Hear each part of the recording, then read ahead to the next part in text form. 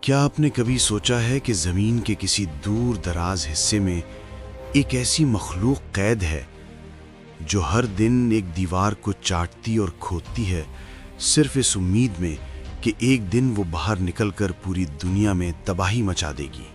ایک ایسی مخلوق جس کی تعداد اتنی زیادہ ہوگی کہ جب وہ ایک سمندر سے گزریں گے تو اس کا سارا پانی پی جائیں گے۔ یہ کوئی افسانہ نہیں بلکہ وہ حقیقت ہے جس کا ذکر قرآن اور احادیث میں موجود ہے۔ آج ہم بات کریں گے یاجوج ماجوج کی اور اس عظیم بادشاہ کی جس نے انسانیت کو ان کے شر سے بچانے کے لیے ایک عظیم دیوار تعمیر کی۔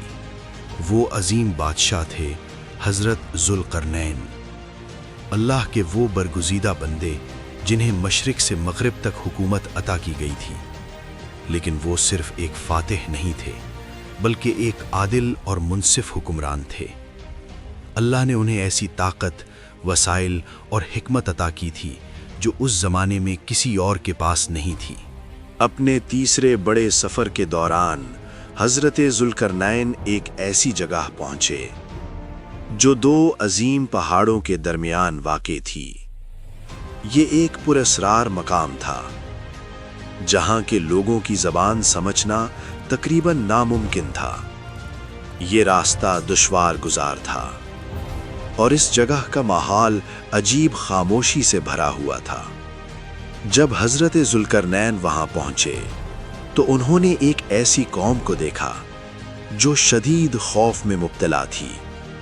انہوں نے دیکھا کہ ایک عظیم لشکر کے ساتھ ایک نیک بادشاہ ان کے پاس آیا ہے۔ وہ لوگ اپنی زبان اور اشاروں کے ذریعے فریاد کرنے لگے۔ وہ لوگ برے نہیں تھے، لیکن ایک خوفناک مصیبت نے انہیں بے بس کر دیا تھا۔ یہ مصیبت تھی یاجوج اور ماجوج، دو ایسی قومیں جو زمین میں فساد پھیلانے کے لیے بدنام تھیں۔ ان کی طاقت اور ظلم اتنا زیادہ تھا کہ کوئی عام قوم ان کا مقابلہ نہیں کر سکتی تھی۔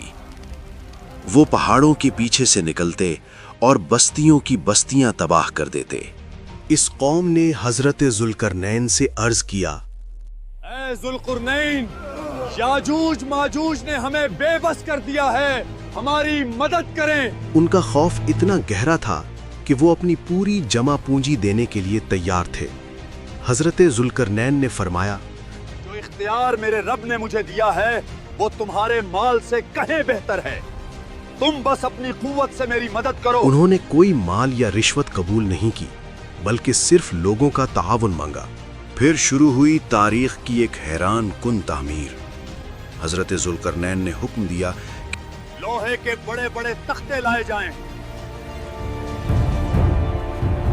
انہیں دو پہاڑوں کے درمیان اس طرح رکھا گیا کہ پورا راستہ بھر گیا۔ پھر انہوں نے کہا، آگ جلاؤ۔ جب لوہا سرخ انگارے کی طرح دہکنے لگا تو اس پر پگھلا ہوا تانبا ڈال دیا گیا۔ یوں ایک ایسی دیوار تیار ہوئی جو نہ تو توڑی جا سکتی تھی اور نہ ہی اس پر چڑھا جا سکتا تھا۔ اتنی عظیم کامیابی کے بعد بھی حضرت ذوالقرنین نے فخر نہیں کیا۔ انہوں نے فرمایا، یہ سب میرے رب کی رحمت ہے، لیکن جب میرے رب کا وعدہ آئے گا تو وہ اس دیوار کو ریزہ ریزہ کر دے گا۔ ہزاروں سال گزر گئے لیکن اس دیوار کے پیچھے ہر روز ایک عجیب منظر ہوتا ہے۔ یاجوج ماجوج ہر دن اس دیوار کو کھودتے ہیں۔ وہ مسلسل محنت کرتے ہیں یہاں تک کہ انہیں دوسری طرف کی روشنی دکھائی دینے لگتی ہے۔ تب ان کا سردار کہتا ہے، چلو باقی کل کھودیں گے۔ لیکن جب وہ اگلے دن واپس آتے ہیں تو دیوار پہلے سے بھی زیادہ مضبوط ہو چکی ہوتی ہے۔ یہ سلسلہ صدیوں سے جاری ہے کیونکہ وہ ایک لفظ کہنا بھول جاتے ہیں، انشاءاللہ۔ قیامت کے قریب ایک دن ان کا سردار کہے گا، چلو باقی کل کھودیں گے انشاءاللہ۔ اگلے دن جب وہ واپس آئیں گے تو دیوار ویسی ہی ہوگی جیسی وہ چھوڑ کر گئے تھے۔ پھر وہ آخری ضرب لگائیں گے اور دیوار ٹوٹ جائے گی۔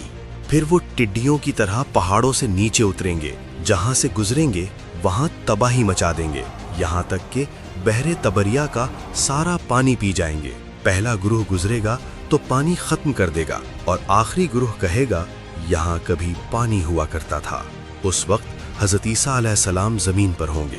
अल्लाह उन्हें हुक्म देगा कि मोमिनों को कोहे तूर पर ले जाएं। वहाँ वो दुआ करेंगे और अल्लाह याजूज माजूज की गर्दनों में एक कीड़ा पैदा कर देगा। एक ही रात में वो सब हलाक हो जाएंगे। फिर अल्लाह परिंदे भेजेगा जो उनकी लाशों को उठाकर दूर ले जाएंगे और एक अजीम बारिश ज़मीन को धोकर साफ कर देगी।